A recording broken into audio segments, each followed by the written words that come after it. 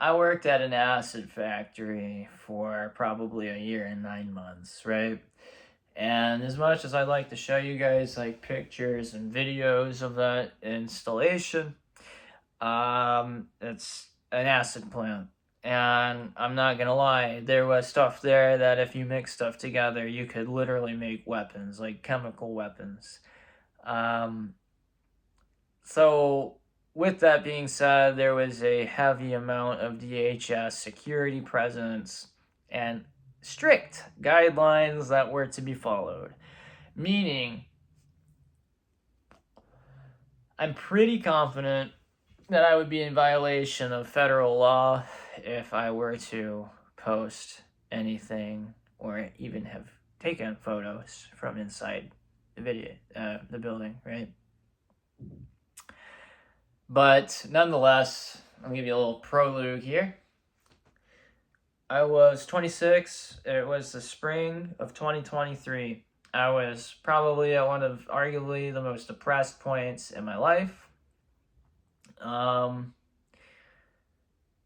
I was getting ready to see a buddy move away. I had no contact with anybody else at this time. I had lost someone in my life. I couldn't fucking, keep a job for the life of me.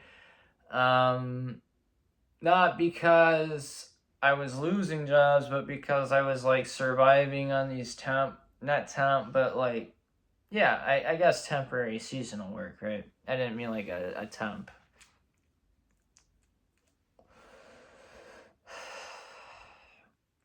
So I was originally supposed to start working there in August 2022. But I told the employment agency that I went through at the time that I wasn't interested in it because I had found another job, which we can talk about that job at another time. But to put it simply, I did clerical work, and I didn't work for the state, but I worked with the state, helping people keep their energy and water on within the state I used to live in, right?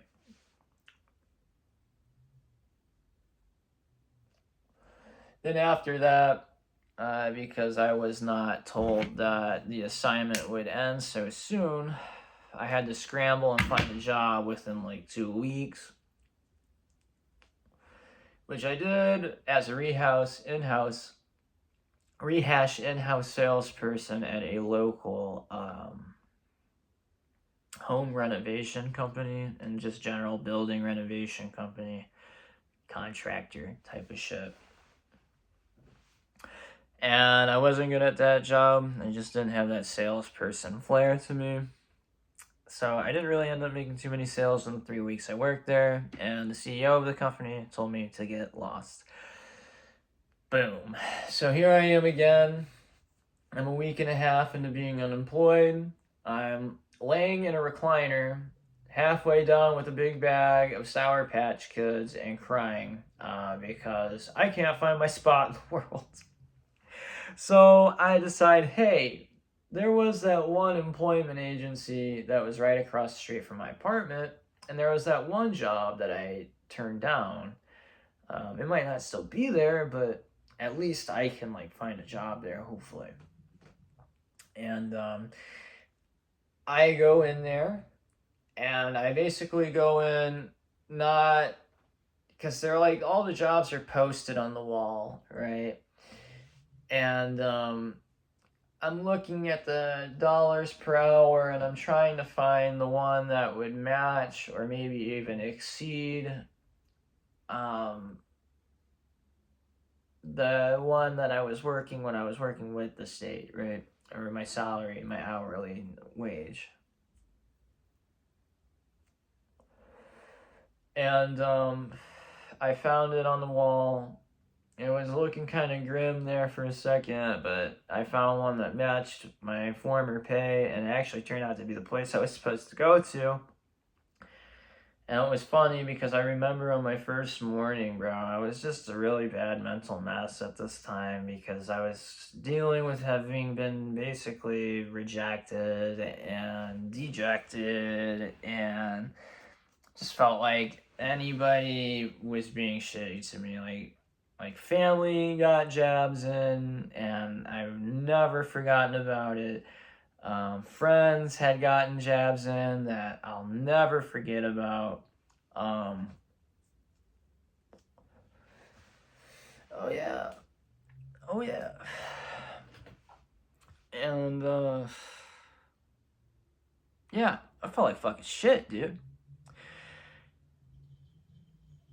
And I was driving that morning. It was dark out still. It was a fucking cold ass March morning. It's fucking pitch black out morning. And I'm like, I'm not cut out for this, man. I gotta hit this U-turn. And then again, I don't know if I said this, but it felt like in this deep despair of a depression that I had, like a cosmic hand of a higher self scruffed me and was like, bitch, you're not giving up on yourself this time. And that same cosmic higher self hand scruffed me in my driver's seat again and said, you're gonna go to that fucking plant. So I drove to that plant, man. And it was so silly of me to think about quitting and turning back because I was literally right there, dude. I would have had to make one more left turn and it would have been a quarter mile down the road. How silly would that have been? And I wouldn't even be able to make this video right now.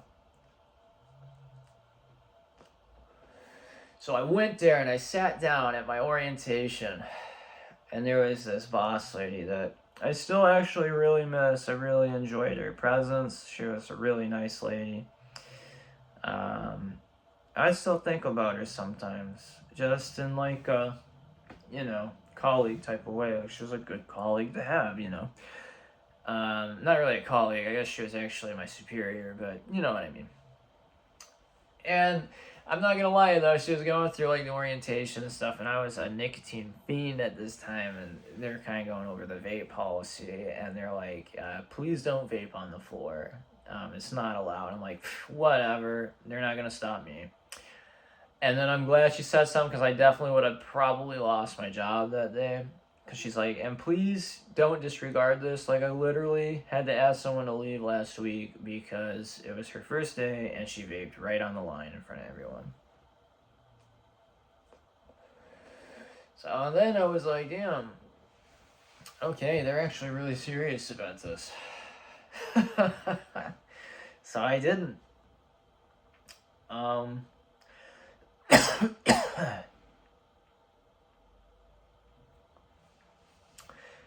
My first task for like the first 2 weeks there. Or, I should probably explain what this place was, huh? This place was an acid facility, and it mainly produced like cleaning products and bleach products with heavy, very serious chemicals that would really fuck someone up really quick. The building itself was in Kingsbury, Indiana, which used to be like a ammunition production hub for the the Second World War effort, as well as the Korean War. And after it closed its doors after the Korean War, as did an army base, like army reservist base that was there. And these buildings are still standing. Like, you actually pass the reservist base on the way to the plant. But basically, Kingsbury was a little boom town because of that. And after, that, the town kind of dried up, and all that's really kind of nearby is, oh my God, is a correctional center, a prison, that kind of employs a lot of people in that area. And the building itself used to be like streamlined right up to a railroad. And this was, back in the war days when you needed to ship it out to a freighter to get across the ocean really quick. So they said, fuck it, build the plant right onto the trail, the rails. And you could still see the old rails in front of the building, which I always thought was really cool. And we just actually packed it in with gravel and kind of made it a footpath. The building itself if you've ever seen like the videos of the like demilitarized zone between the two Koreas, it looks a lot like it looks like one of those baby blue buildings, except extremely long, probably about the length of 3 or 4 football fields.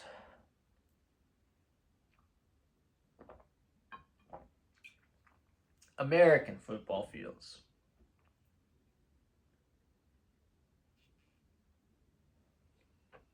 Oh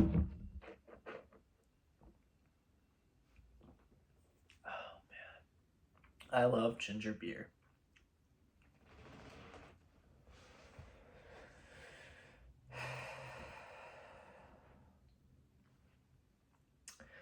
So that was basically the building. It was more long than it was wide, but there were some additions onto it that were new.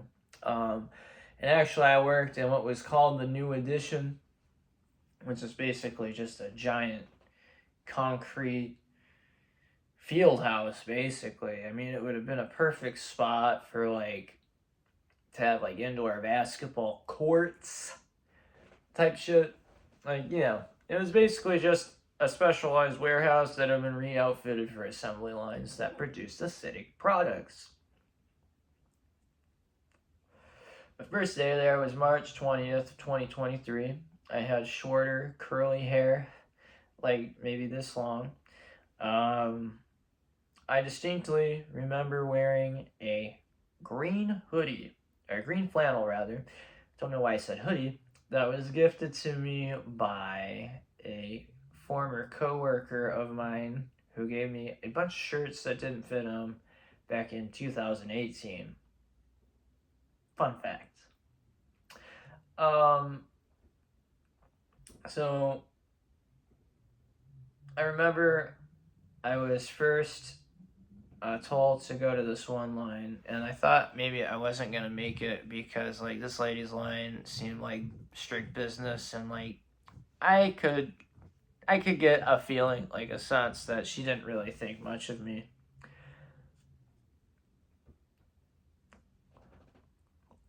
I always kind of thought of her as like, ooh, ugh. Just kind of wrote her off as like someone that was kind of obsessed with status and power. But one thing I noticed is a lot of these people seem to want to be feared more than want to be respected. And I can't respect people that would rather be feared, because that's just being a bitch.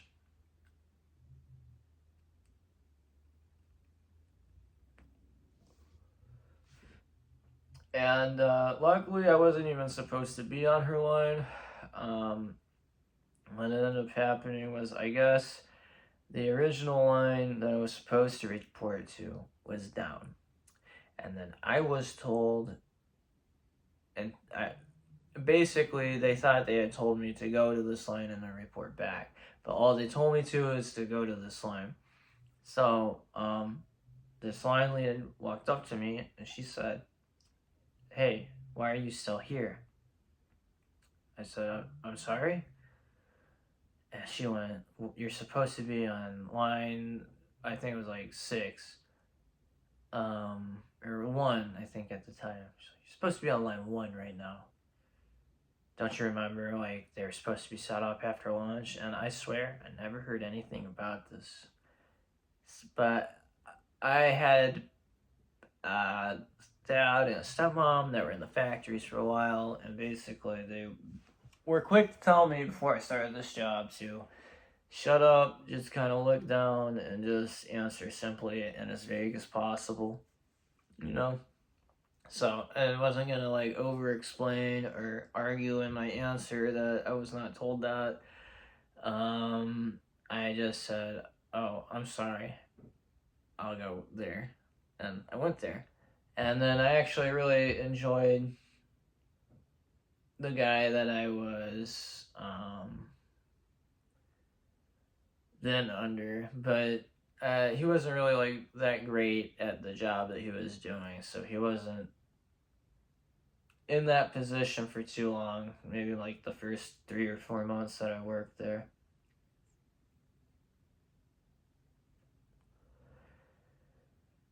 My very first job that I did there was palletizing boxes, and it's actually kind of amazing how particular companies can get about the way that they want their product shipped. Um, and then you also get to learn interesting stuff about just local laws and stuff that are required. Like, obviously when it's like, when you think about it, it's like a no brainer. But I feel like if you were just kind of doing this without any like laws written about it beforehand, there would be a lot of, possible margin for error. Like, for instance, any acidic product has to be marked with like the hazard diamond, at least here in the US it does. Um, and it has to be clear on at least, I think, at most of the time, like two sides, two opposite sides. But I think now it has to be all sides. Or I think that's just what everybody switched to because it just made the most sense.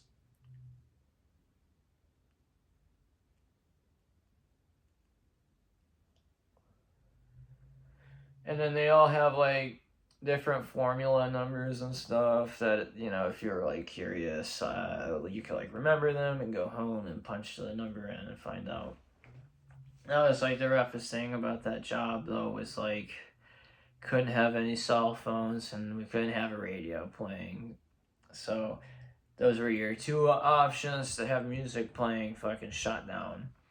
So you just had to sit there in silence. Like, when I eventually became a line lead, I was like more fun with my crew, but it really just depended on the person. But most of my experience was just kind of like staring at a wall, tending the bottles on a conveyor belt until the very end. I mean, look, this place taught me a lot of stuff, dude. Like, I wore a lot of hats at this place.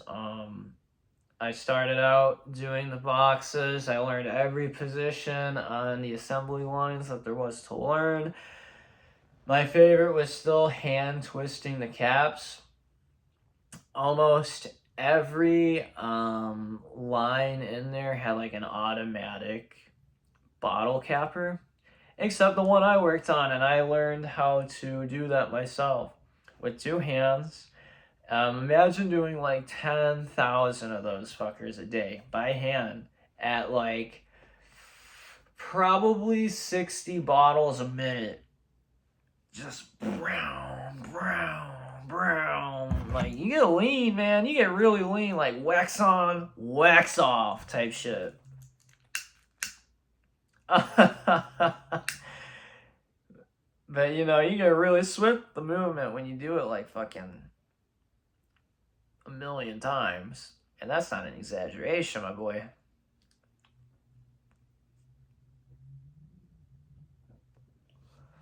I think this thing's about done. But my proudest moment in my working life at that point was getting promoted to assistant line lead. And then my biggest shame moment was what I felt was wrongfully getting demoted. And I didn't even really know if I got demoted or not. They just like stripped me of the title. It's kind of crazy.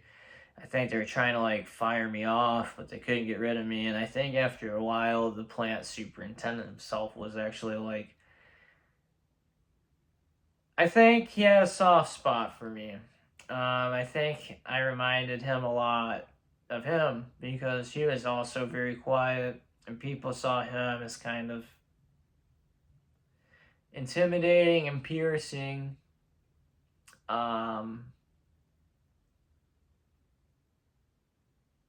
But really, he was just a quiet, anxious guy, and that was me too. And one of the best discussions I had with a boss in my life, I was straight up. with him. I finally made it up to line lead, and I was not having a good go at it, like my first few months, right? And I think they were about to pull the plug on me. Not necessarily fire me, but definitely maybe send me back down to like being an assistant, or maybe even down to just a line associate, right? And I think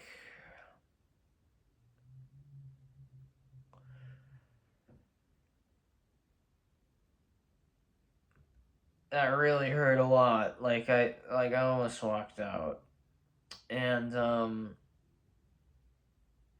I remember there was one day they had implemented like this training thing, and I was worried that I was not going to pass the end test because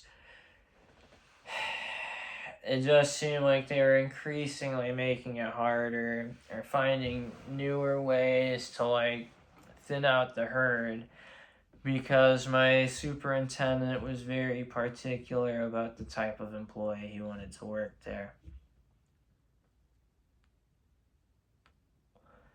And the more I look back, I think it makes more sense that it wasn't that he was looking for a specific skill set.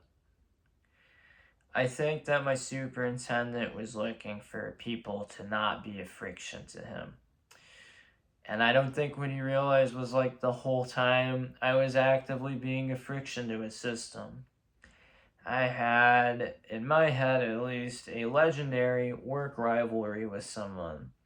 Someone that I saw as an ungenuine person that was basically just a people pleaser. Nothing authentic about the guy. No like original concept in his head. Just very meticulously crafted responses that just appeared that somebody was observing you and trying to butter you up to get in. And it's odd because I actually ended up training this guy at first. I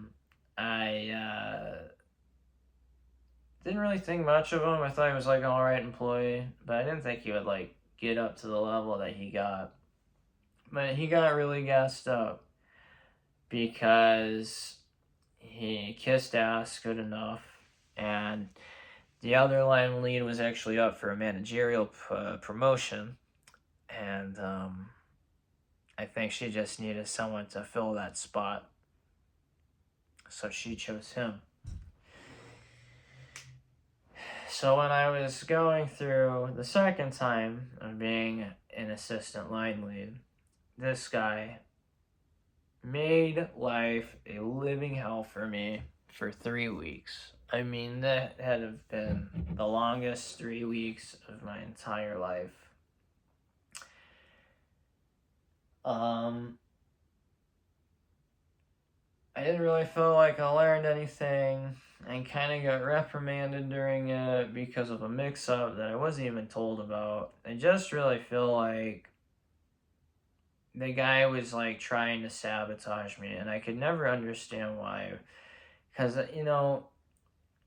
I was generally like lighthearted at that place up until that point, I mean, I definitely had my resentments when I got demoted the first time. But when that happened to me, when I felt like I got like fucked over like a few times, when I felt like this guy was just, I don't know how to put it. The first day I worked with this guy, I was like, smiles, laughing, trying to like, have a good time, crack jokes, learn some stuff. Dude was like shitty with me the entire time. And it was one of those things where I'm at work, I'm frustrated that I can't yell at this guy because he's technically my superior, and I know the nepotism of this place, and because he knows this person, and this person knows that person, and that person knows that person, and is the niece of the other one, I'm fucked. So, I had to just bear and grin it and eat it. And I had to do that for 3 weeks with a guy that was basically not self-aware in the slightest, extremely sociopathic, and like I just really didn't want anything to do with the guy. And I think the guy knew that I knew he was on shit. And he couldn't fucking stand it. I mean, the guy just couldn't stand it. Um, and it got so bad. I remember one point that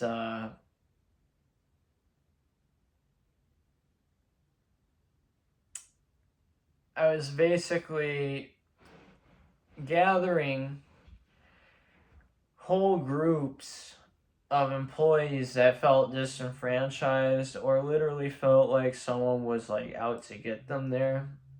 And we were basically organizing after work, sharing experiences and stuff.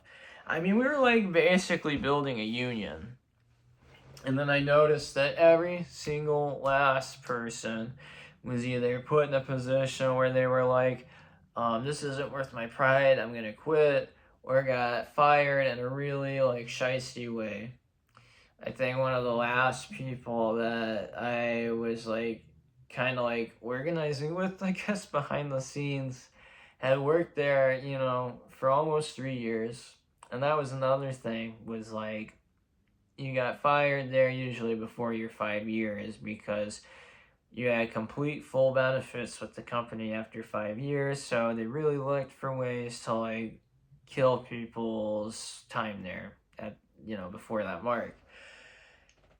Um, if you understand what I'm saying now, like this is a shitty dead end job because the people at the top make it a shitty dead end job. Like, yeah, you can learn more, but you can get discarded at any moment. That's shitty. Um, and it's the stupidest shit that they'll fire you over. If they want you gone, they'll get you gone. So, what ended up happening? Well, there was this guy that hated his first name, and he requested to be called by his middle name.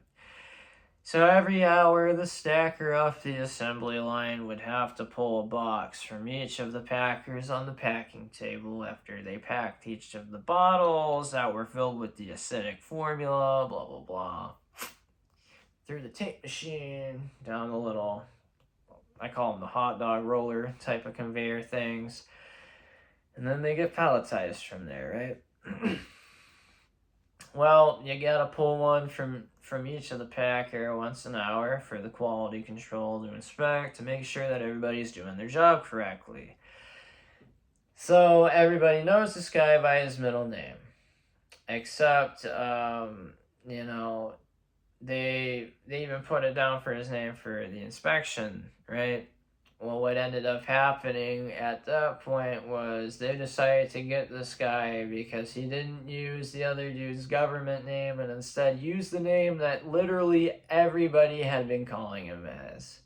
Literally, I had been putting him down in my paperwork as a line lead as.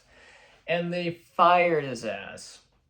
Well, the twist here was my one of my former bosses was in a relationship with someone who also worked at the plant that I also worked with. I had, no beef with them, no ill feelings. And like I didn't even really judge him for that. Be yourself. I don't care. But it brought up a valid point that their partner didn't even have a legal name change yet. And they were walking around with a badge that had their, new name on it. And he made a scene after that, and I was actually like a forklift op, so I didn't have to be stuck to a line, but he like announced to the world, like, use everybody's government name or they'll fire you. And that was insane. And I knew then, like, it was, while it was nice to brag that they couldn't fire me for so long, I knew I had to eventually end the show because you're gonna get got someday, right? And I think that's what I just had to slowly realize I wanted to fight for that place so bad and make it a better place. I wanted to change the culture, but what can you do when the top person that you used to look up to kind of like lets that structure perpetuate?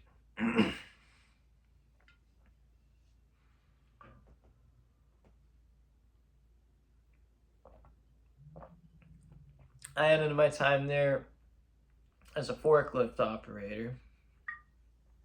That was really fun. It wasn't the first time in my life, but because me and that one guy that I had a rivalry with were such like heated, um, they sent him to the blending wing because he was scared that he was gonna get ousted because I had basically literally done my due diligence with the entire production floor and warned them about the dangers of this guy.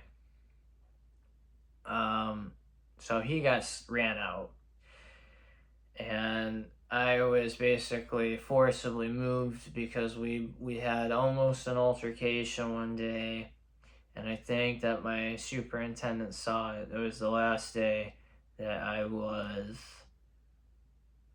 a line lead, and I said, hey, I made a video about it. If you look at my catalog a while back, it's like 18 months of hard work for nothing.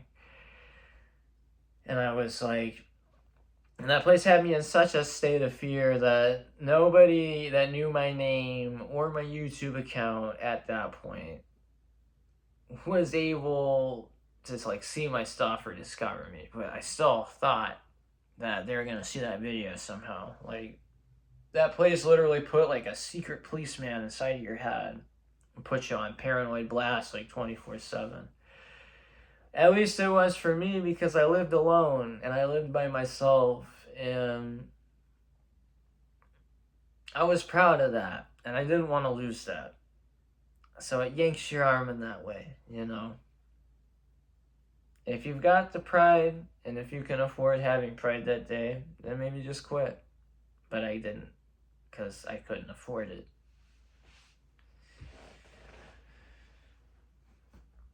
And I was gonna. I thought about it over a long holiday weekend and that Labor Day, and I said, "Damn it! I'm just gonna ask to step down because at this point I knew I was moving to St. Louis anyway." And before I could do that, I got asked to come into the. Oh, that's what it was. I was planning it for a Friday because I wanted to at least give them a heads up, right? So I could be like, hey, like I'm gonna ask to step down. But instead, Friday morning that week, they pulled me into the office and had told me that they're gonna move me to the shipping and receiving department. I was sure that I was about to get fired, but I honestly think that the superintendent just liked me too much. And I think he really enjoyed having me work for him. And in a sense, it's unfortunate because I made a lot of strong bonds there, but I don't well, it's not that I don't associate, it's like I just lost contact with everybody there. And I met some like really cool people there. And then it is basically because I was at a crossroads when I came back from St. Louis, right? And I was kind of like, I had an opportunity to come back to this place, right? And I also had an opportunity to stay working in the Michigan cannabis industry, right? So I'm sitting here and I finally go in for the re-interview or whatever you call that, right? Where you re-interview to come back to a place or whatever. And, I brought up a lot of gripes that I had that I, like, felt like I got kind of exploited and, was never considered for a raise when I like fully knew like people who were telling me that worked under me as crew members on my fucking line that they were making more than me, and they weren't even like, they were pulled aside and just given a raise. No, I never saw a raise at that place but one time, and that really hurt me, you know, and I think it affects my work on a sort of level today. Like, I think, like, my current boss, like, you know, I ain't gonna lie, sometimes I do be a little slow, and he gets on my ass sometimes. This happened like 2 or 3 times, but I think sometimes, like, I I do have like this trauma that I'm gonna get taken advantage of again, and I need to, I think, work harder on advocating for myself in a work setting. I try to like, I get anxious about stuff at work, and I think some of my coworkers in the past have been like, "Dude, what the, you know, what's going on?" Like, since I've worked at that place, and it's like, you know, if only like you could understand like the place I had to work in for like nearly 2 years of my life, like that changes you, dude. Like that literally changes you. Like I felt like I was dying from stress at a point from my life. Like I felt like my chest was hurting all the time. Like I couldn't breathe, and like I was just waiting to die. And these people are like, the nepotism there is horrible within the upper management. And I'm not here to air anyone's dirty business out. It's not my thing. But there are rumors there in which blackmail could probably be leveraged if someone were to be let go. And it would cause, you know, unspoken ramifications for someone's public image moving forward. But it was annoying to see that that lady had kind of used that as leverage, but also kind of had like the sick crush on this guy at the same time. When she had like a husband and a daughter at home, it was weird. And they really hated me because they definitely knew that I didn't like them. And I didn't like them because they were as ugly on the inside as they were on the outside. But thing is, you know, I did go to that interview in the spring, and I saw that lady try to peek in, and I told her to, you know, leave and come back in a few. And I was like, you know what? I got out of there. I thought about it for a couple weeks. It's like, I'm not going back there. Because, yeah, they didn't get me the first time, but they'll probably get me the second time. And I realized that sometimes maybe you shouldn't trust people again, you know. But it is what it is.